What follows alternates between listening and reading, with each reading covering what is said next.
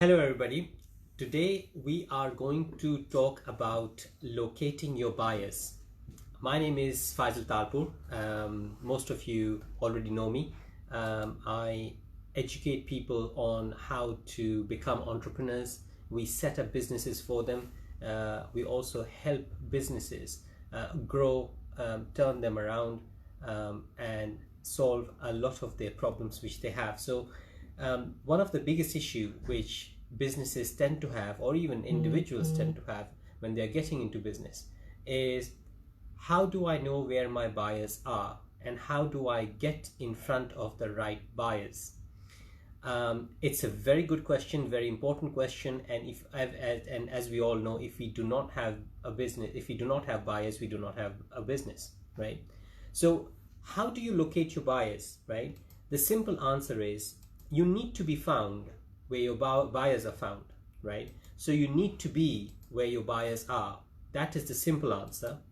But you have got to take a few steps backwards to be able to identify and really answer that question.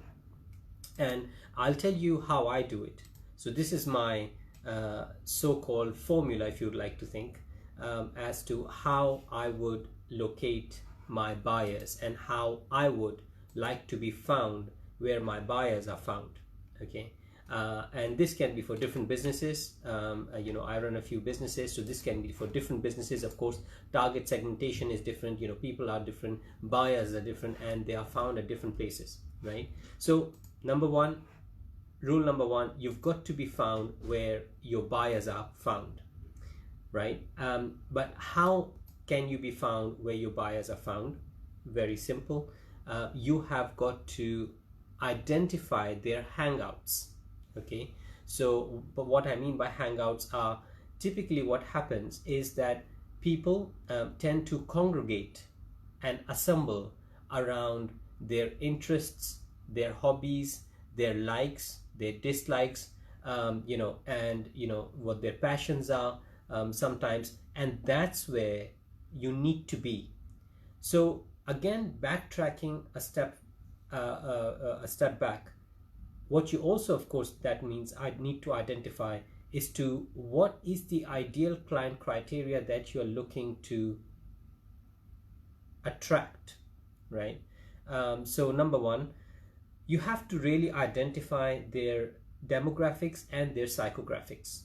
So what I mean by that is, like I said, their likes, their dislikes, what they stand for, what they stand against, what their interests are, what their hobbies are, what their nature is, for example, right? When you have defined your client to the T, when you have defined your client, very, very much in detail, exactly who you are trying to target, exactly who you're trying to attract, it will become very clear to you that where will you find such a kind of client. Okay, so say for example, I don't know, if you sell expensive mansions, right? And you are, let's say, a property agent, you sell expensive mansions and you deal with the right top end of the market. One of the ways, I'm sure you already know this, that a lot of people have got a habit of playing golf, right? Golf is considered to be a rich man's game. So you need to be found where your potential investors or your potential buyers for your real estate will be found. Okay, so that is one classic example. Let's say you are trying to sell something, I don't know, perhaps colorful shirts, right? If you're trying to sell colorful shirts, you need to identify who would want to wear those colorful shirts, right? And where they will be found.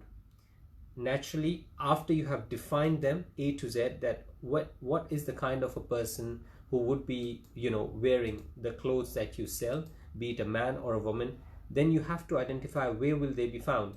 If you feel they can be found on Facebook, that's where you need to be. If you feel they can be found in LinkedIn, that's where you need to be. If you think that they would be in networking events, that's where you need to be. Okay, it is as simple as that. But The magic only starts to happen if you have identified your clients, identified your ideal clients very clearly.